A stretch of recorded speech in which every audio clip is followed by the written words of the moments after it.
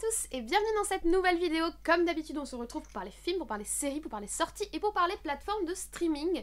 Et cette fois-ci, si vous avez vu ma vidéo de mercredi, vous savez de quoi nous allons parler. La sortie de la semaine pour moi et pour beaucoup d'entre vous, c'était le nouveau Animaux Fantastiques, donc Animaux Fantastiques 3, Les Secrets de Dumbledore, qui est sorti mercredi au cinéma. J'ai pas eu la chance de le voir en avant-première, c'est malheureux, mais mercredi j'étais aux premières séances de l'après-midi. J'ai eu la chance de le voir en Dolby, et les salles Dolby sont pas forcément accessibles à tous, etc. Mais moi j'adore vraiment. Ma condition favorite pour voir un film, c'est du Dolby. Donc là j'ai vraiment profité à fond de mon expérience, et j'avais juste trop hâte de venir vous parler du film, de vous donner mon retour et qu'on en discute ensemble pour que je sache ce que vous en avez pensé. Je vous laisse avec le générique, on se retrouve juste après.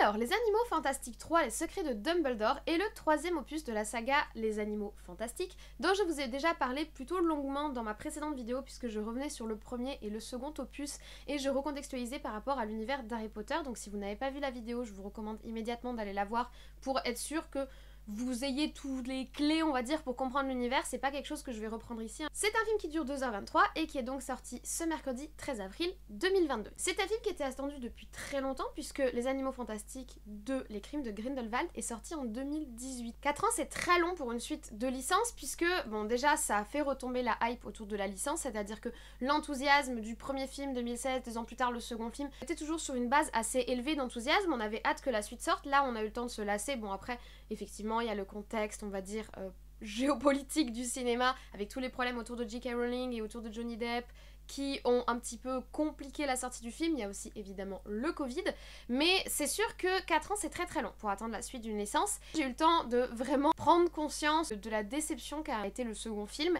et donc ma hype était un peu tombée. Après évidemment c'est du Harry Potter, j'avais hâte d'aller voir le film, mais c'est vrai qu'on me l'aurait sorti il y a 2 ans, j'aurais probablement eu moins de recul sur la saga originelle et donc plus d'enthousiasme pour aller voir le film. À la réalisation nous avons David Yates, qui était déjà à la réalisation du premier et du second Animaux Fantastiques et qui était également à la réalisation des Harry Potter 5 à 8. Donc David Yates, c'est un réalisateur qui est vraiment, on va dire, ancré dans l'univers d'Harry Potter et qui est plutôt plébiscité pour son travail. Donc de ce côté-là, il n'y a pas de souci. Par contre, là où on a eu des changements intéressants, c'est au niveau du scénario, puisque les scénarios des Animaux Fantastiques 1 et 2 avaient été écrits, enfin rédigés par J.K. Rowling, donc l'auteur original de la saga Harry Potter, qui a écrit les ouvrages et qui est donc une autrice d'ouvrages et non une scénariste. Et là, on a eu un changement au niveau du scénario, à la fois puisque J.K. Rowling n'est plus en odeur de sainteté dans le monde d'Harry Potter, mais également du fait que, bon, les scénarios de J.K., ils étaient pas forcément transcendants et beaucoup ont pointé du doigt son travail. Le travail de scénariste, c'est un travail très compliqué, très spécifique et très différent du travail d'écrivain. Et on va dire qu'ils sont un petit peu revenus à des fondamentaux puisqu'ils sont revenus vers le scénariste principal des Harry Potter, enfin des Harry Potter du 1 au 8, qui est Steve Kloves. Il faut le dire, a fait un très bon travail sur la saga Harry Potter. Donc ils sont revenus à Steve Kloves, mais qui a donc du coup dû faire avec et tisser des liens par rapport à ce qui a déjà été dessiné, par rapport aux lignes directrices qui avaient déjà été posées dans le travail de J.K. Rowling et dans les films 1 et 2. Au niveau du casting, on ne change pas une équipe qui gagne, alors on va avoir des nouvelles têtes par la force des choses, et pour incarner Newt Scamander, on retrouve Eddie Redmayne, pour incarner Dumbledore, on retrouve Jude Law, qui avait été pour moi plutôt bien casté dans le personnage, je trouve qu'il colle assez. En Jacob Kowalski, le moldu, on retrouve Dan Fogler, que je trouve également très attachant. Queenie Goldstein est de nouveau incarnée par Alison Sudol, et sa sœur Tina Goldstein est de nouveau incarnée par Catherine Waterston. Donc au niveau du casting, il n'y a pas grand chose qui chante sur les principale tête d'affiche, mais là où on va quand même avoir un gros changement très marquant et qui en plus dans le film n'est pas du tout expliqué, c'est le changement du personnage de Gilbert Grindelwald qui n'est plus du tout incarné par Johnny Depp du fait des affaires autour de Johnny Depp, etc. et qui va être incarné par Mads Mikkelsen. Personnellement, je trouve que le choix de Mads Mikkelsen est très pertinent puisque pour moi, un côté mage noir, leader charismatique un petit peu sombre, on va dire, qui est le personnage de Grindelwald, alors que Johnny Depp a un côté un petit peu plus comique et humoristique, un petit peu plus surjoué, avec des personnages qui ressemblent très souvent, il faut l'être honnête, j'ai le malheur de devoir le dire, au personnage de Jack Sparrow, qui est son personnage iconique. Et c'est vrai que de ce côté-là, il y a toujours un petit souci avec Johnny Depp. Moi, c'est un acteur que j'aime beaucoup, mais je pense qu'actuellement, dans sa carrière, il est un petit peu perdu, il a du mal à se renouveler, il essaye dans certains films, il y a notamment un film où il jouait un espèce de mafieux, où je l'ai trouvé très différent, et j'étais contente de le voir différemment à l'image, mais c'est vrai qu'il qu'il est quand même très souvent bloqué dans son personnage de Jack Sparrow, et je l'avais pas trouvé ultra convaincant en Grindelwald. Or là, le choix au casting de Mads Mikkelsen, pour moi, rien qu'à l'image en fait, rien qu'à ce qu'il incarne visuellement, je trouve que c'était un très bon choix, et c'est le principal et unique changement de casting. On a ensuite de nouvelles têtes, avec notamment Jessica Williams qui interprète le personnage de Lally, dont je vais pas vous en dire plus, histoire que vous puissiez découvrir par vous-même. Déjà, Jessica Williams, elle est magnifique à l'écran, je trouve. Beaucoup apprécié son personnage, et je trouve qu'il est assez bien mené, il est assez bien ajouté au cheptel de personnages déjà existants. Un personnage que j'ai beaucoup apprécié dans le film, autant dans son caractère et dans son développement de personnage, je trouve qu'elle est assez savoureuse, en plus elle joue très bien, mais en plus, elle incarne vraiment quelque chose à l'image, elle est extrêmement classe, il y a vraiment quelque chose, j'ai trouvé que c'était un très bel ajout de personnage à l'univers. Alors, sans faire une redite totale de ma vidéo précédente, je vais vous résumer un petit peu quelles étaient mes attentes pour ce troisième film. Il faut savoir que j'ai été déçue par le second film, Les Crimes de Grindelwald, parce que pour moi, ce que la saga proposait dans le premier film, c'est-à-dire quelque chose de rafraîchissant autour du bestiaire, autour du voyage, autour du fait d'aller découvrir d'autres sorciers, d'autres contrées de sorciers, d'autres façons de vivre, d'autres habitudes des sorciers, et de découvrir des créatures magiques et de sortir de Poudlard et de sortir de ce qu'on connaît déjà. Tout cela avait été complètement rétracté lors du second film, qui plonge vraiment plus dans des intrigues géopolitiques du monde des sorciers et qui se centre de plus en plus autour du personnage de Dumbledore, en oubliant Newt, qui était notre personnage principal, le magizoologiste, très compliqué à dire, qui était notre personnage principal du 1 et qui était super attachant, super fragile et qui nous changeait d'habitude en fait. Il avait quelque chose de limite anti-héros avec un côté très peu charismatique, soyons honnêtes, mais qui le rendait extrêmement attachant, et Newt, dans le second film, commençait à être effacé par des personnalités comme Dumbledore, qui est incarné par Jude Law, ou personnalités comme l'antagoniste qui est Grindelwald. Or, évidemment, je me doutais au vu du titre du troisième opus, Secret de Dumbledore, que Dumbledore allait une fois de plus, voire même encore plus, être important dans le film. Moi, mes attentes, c'était de renouer un petit peu avec les vibes du premier film, tout en sachant pertinemment que les bases qui avaient été posées dans le 2, à un moment, allaient devoir être clôturées. Ils ont laissé un scénario ouvert avec beaucoup de questions sans réponse. Le 2 était un scénario très complexe, très touffu, assez difficile à appréhender d'ailleurs pour quelqu'un qui ne connaîtrait pas le monde d'Harry Potter de façon, disons, plutôt précise et plutôt avancée, c'est-à-dire qu'il faut pas seulement avoir vu la saga originale, il faut si possible avoir lu les livres et même s'être renseigné derrière et connaître un petit peu l'univers par Pottermore, etc. Donc c'était un film qui était assez complexe le 2 et qui laissait la porte ouverte à une suite nécessaire pour répondre aux questions et à tout ce qui était balisé. Donc je savais très bien que pour le 3, on allait rester dans le même mouvement.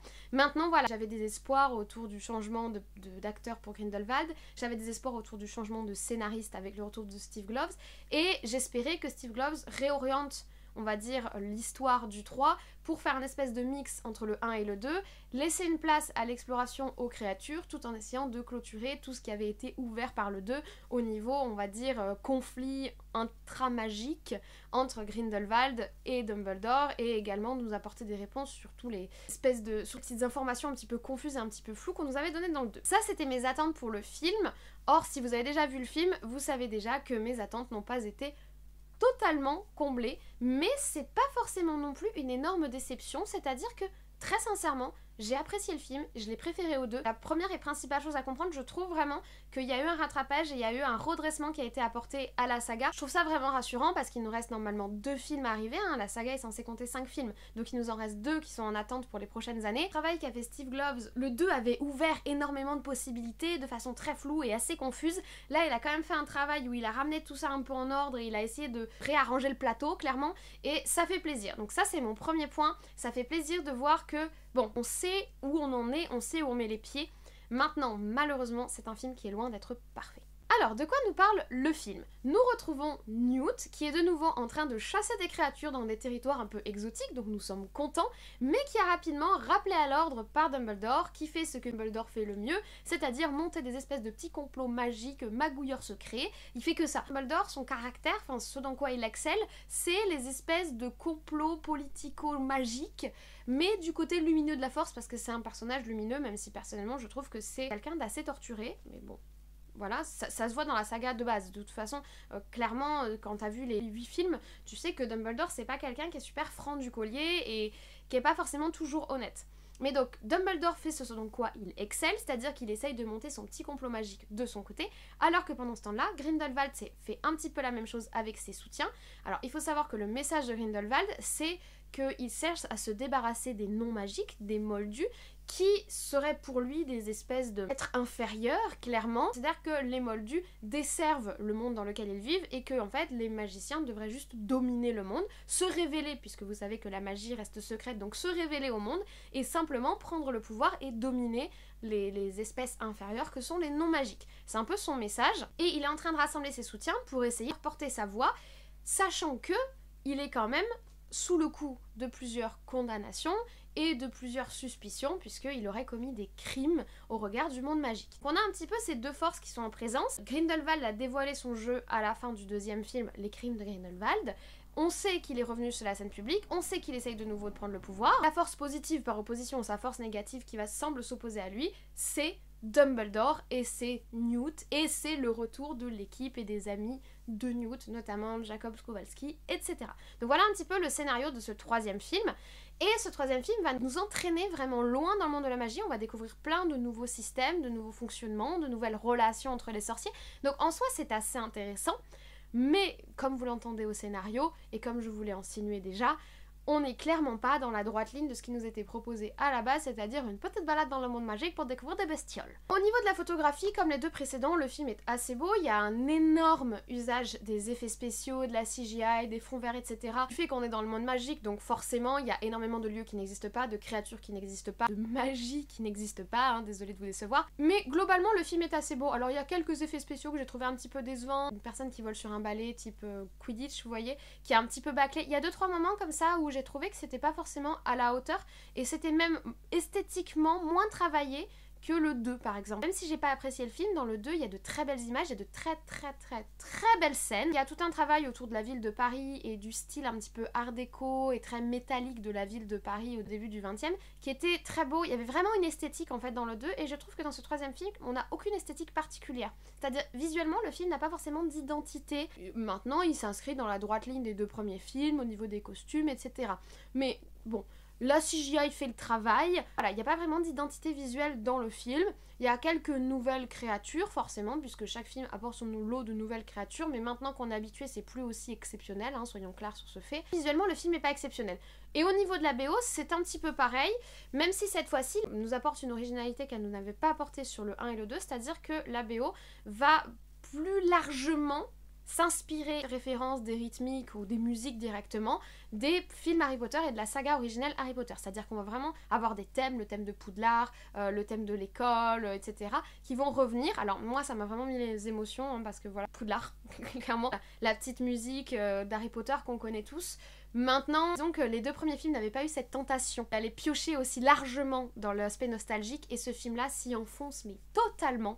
Que ce soit visuellement, que ce soit dans l'histoire ou que ce soit au niveau de la musique. Les seules musiques dont je me souviens du film, les seules musiques qui m'ont marqué, c'est des musiques que je connais déjà puisque c'est des musiques de la saga originelle Harry Potter. Pour le côté, on essaye de se détacher d'Harry Potter, de pas faire du vu et revu, de pas trop jouer sur le côté nostalgique. Là, ce troisième film, c'est complètement fichu parce que là, on s'enfonce littéralement dans le côté nostalgique, jusque dans la BO, jusque dans les visuels, jusque dans les personnages, jusque dans les lieux. Enfin, vraiment de volonté, de distinction au niveau de l'identité visuelle et de l'identité musicale, et honnêtement c'est assez dommage. Maintenant, là où j'ai été plutôt agréablement surprise par rapport au précédent opus, et je pense que c'est du fait du retour de Steve Kloves, notamment au scénario, c'est que le film a beaucoup plus de rythme, le film est beaucoup moins monocorde au niveau émotionnel, j'ai sincèrement ri dans certaines scènes, j'ai sincèrement pleuré dans d'autres scènes, j'ai sincèrement été émue, j'ai sincèrement été impressionnée, c'est-à-dire que vraiment on passe par tout un panel d'émotions. Honnêtement ça fait vraiment plaisir, parce que autant le second opus était assez long et assez lourd, et au final assez monocorde,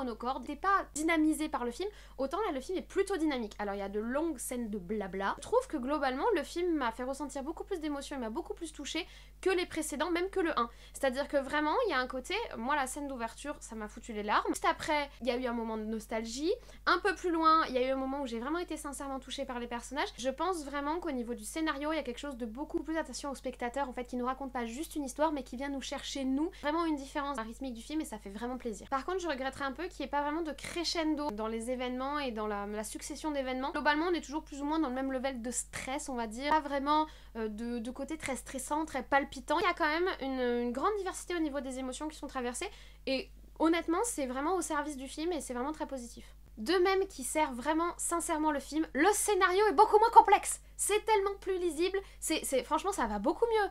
Fou, on respire. Dans le premier, on était là en train de se prendre la tête et faire des calculs mathématiques, on était sur Thalès et Pythagore pour essayer de comprendre ce qui se passait. Là, c'est beaucoup plus fluide. Alors, on nous explique beaucoup de choses. On en prend beaucoup par la main, mais d'un autre côté, il y a eu 2h30 avant, on nous a pas du tout pris par la main et on nous a enchaîné l'information, on nous a balancé plein de trucs, et on était un peu largués. Là, on vient nous chercher, on est là, t'inquiète mon petit, ça va bien se passer, je vais tout expliquer, ça va aller. Oui, il y a des trucs que t'as pas compris, t'inquiète, tout va très bien se passer, je vais tout remettre en ordre. Il y a vraiment un sauvetage de l'intrigue en mode, bon, les gars, ils ont rien compris, il faut qu'on explique. Il y a du contexte, donc c'est pour ça que je vous dis qu'il y a aussi beaucoup de blabla, parce que du coup, il faut pas mal expliquer ce qui se passe, mais au moins, on est moins largué. Oui, on est pris par la main. Et oui, du coup, il y a des facilités scénaristiques qui sont dommages, c'est toujours dommage les facilités scénaristiques, mais au moins on comprend ce qu'il se passe. C'est moins flou parce que c'est plus limpide, je dis des évidences, mais le fait que ce soit plus limpide, effectivement, on nous prend un petit peu par la main. Mais d'un autre côté, il faut quand même rappeler que la saga Harry Potter et que la saga Les Animaux Fantastiques s'adressent quand même à un jeune public. C'est pas uniquement des films pour les fans qui sont devenus adultes aujourd'hui, c'est quand même des films qui sont censés être accessibles à tous. Et je pense qu'il était nécessaire d'apporter de l'explication. Du coup, ça n'annonce que du meilleur pour la suite, puisque là, à la fin du 3e opus, tout est bien rangé, tout est bien clean, tu te dis, bon, maintenant on peut y aller, on peut continuer, allons-y, raconte-moi ton histoire. Maintenant, je trouve qu'on reste quand même assez prévisible au niveau de l'intrigue, et c'est dommage. Une fois qu'on a compris, du coup, où nous emmène le film, puisque je vais pas vous en dire plus, mais bon, il se passe des choses dans le monde magique, et voilà, tu sais déjà ce qui va se passer. C'est-à-dire qu'à un moment, je me suis dit, oh non, ils vont pas faire ça. Et quand ils l'ont fait, j'étais ultra déçue. Honnêtement, ça m'a vraiment déçue. Ils se sont auto-sabordés. Dès que j'ai vu cette possibilité scénaristique, dès que j'ai vu ce risque, je me suis dit, non, c'est trop gros. Justement, ils vont nous la mettre à l'envers, il va y avoir un petit twist. Et même pas, quoi. Même pas. Ils se sont auto-piégés. Quand tu vois le truc, la suite que prennent les événements, tu te dis, mais non, c'est trop gros, évidemment qu'ils vont pas nous prendre pour des idiots à ce point. Ah si, ils nous ont pris pour des idiots. Ok, d'accord, très bien. Côté prévisible est un peu dommage, et d'une manière générale, le film est plein de bons sentiments. C'est un peu regrettable, je trouve, que ce soit autant choupougnou-pougnou. Mais bon, c'est Harry Potter, une saga qui s'adresse à un très large public, notamment un public jeune. Donc c'est un moindre mal. Clairement, c'est un moindre mal par rapport à tout le travail qu'ils font à côté pour rattraper la saga, c'est un moindre mal. D'autant que vraiment, ils nous mettent moins de fanservice, ils enchaînent moins rapidement les actions, ils laissent plus s'installer les émotions entre les personnages. Donc il y a vraiment un effort sur la réalisation de ce film. Et d'ailleurs, en parlant des personnages, j'ai beaucoup aimé le développement des personnages, et ça m'a vraiment plu. C'est-à-dire qu'il n'y a rien de grossier, de cliché, de stéréotypé. C'est assez en finesse, c'est assez subtil, on laisse vraiment les émotions, les sentiments, les relations s'installer, se ficeler, et je trouve ça intéressant. Il y a, on va dire, 3 relations qui sont évoquées dans le film entre des personnages, je veux pas vous en dire plus. Et j'ai trouvé qu'on a 3 propositions qui sont vraiment finement développées, et je trouve que le travail autour des personnages est vraiment intéressant et intelligent, et pour le coup ça m'a vraiment fait plaisir. Par contre, il y a un truc qui est pas du tout, mais alors pas du tout intelligent, et qui m'a pas du tout plu, c'est le bashing des Allemands. On sait qu'on est dans un contexte de préparation de la Seconde Guerre mondiale, mais là, ça m'a déplu. Ça manque de nuances, ça manque d'intelligence dans le traitement, ça manque de respect. Là où le film fait preuve d'une grande subtilité pour des trucs, le fait qu'il soit passé à côté de ça et qu'il nous ait fait quelque chose d'aussi brut et d'aussi peu nuancé... Tous les Allemands ne sont pas nazis, monsieur. Oui, je connais cette théorie, oui. Ça m'a vraiment pas plu. Tu veux t'inscrire dans l'histoire ? Parce que oui, du coup, comme ça se passe dans les années 20, dans les années 30, dans les années 40, tu t'inscris dans l'histoire et pas dans n'importe quelle période historique, une période historique qui est encore très marquante aujourd'hui. C'est une période qui restera pour toujours très, très particulière de l'humanité. Et le fait de la traiter comme ça m'a mis bien vénère. Clairement, j'étais bien énervée parce que pour moi, le film, tout se passait très bien. Et plus on avançait, plus je voyais ça. Et je me disais, pourquoi ? Que ce soit le rythme, que ce soit le scénario, que ce soit le développement des personnages, je trouve qu'ils ont tout bien redressé et vraiment ils ont fait un film qui est bien mieux que le second film. Mais ça m'a beaucoup énervée. Et alors bon, mes attentes n'étaient pas comblées clairement, mais tout se passait très bien au-delà de ça, je veux dire, et moi je suis capable de mettre mes velléités personnelles de côté. Je veux dire, si le film est bien, le film est bien. Mais ça, j'espère que ça va être nuancé, que ça va être réabordé, que ça va être, voilà, qu'il va y passer quelque chose pour la suite. Dans mon analyse de la saga, dans la vidéo précédente, pour moi, à un moment ou un autre, clairement, on va parler de la Seconde Guerre mondiale, parce qu'à un moment, tu peux pas faire des films qui se passent entre 39 et 45 au niveau de la temporalité et pas parler de la Seconde Guerre mondiale, surtout quand ça se passe en Europe. Et on va aussi parler d'un autre personnage très important de l'univers d'Harry Potter à un moment ou un autre, puisque c'est en plein dans la période. Et j'espère que quand ils vont, s'ils réabordent le sujet, ils vont l'aborder différemment et ils vont prendre du recul par rapport à ce qu'ils nous ont proposé là, parce que ça, honnêtement, pour moi, c'est le point noir du film. C'est-à-dire que le film n'est pas parfait. Il y a des choses qui sont pas parfaites, il y a des facilités scénaristiques, il y a un côté très TGCM, laisse-toi faire, c'est magique, t'inquiète, la magie, c'est cool, c'est bon, tout va bien.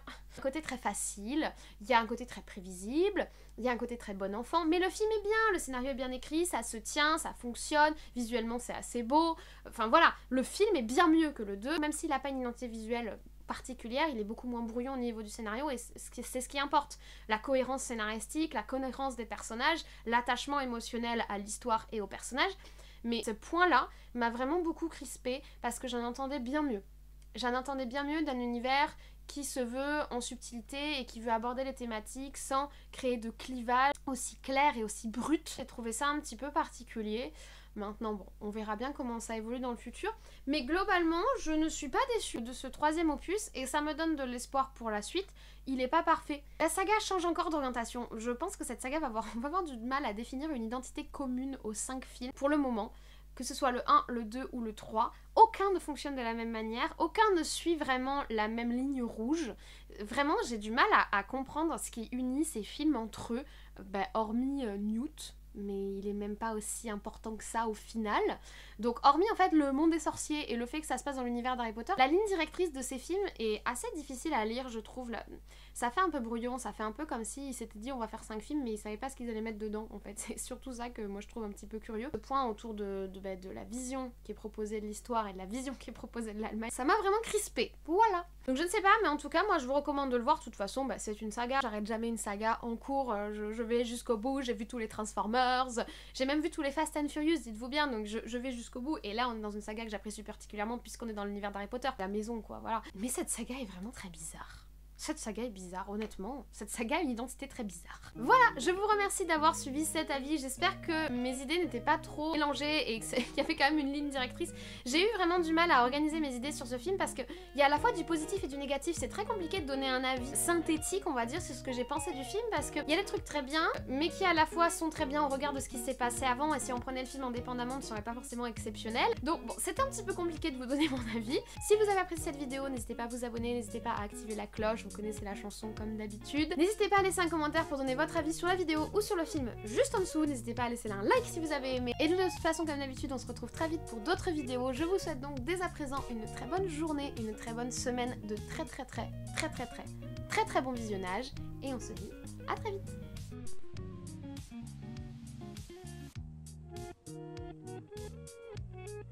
En 2018, ça fait 5 ans qu'on attend.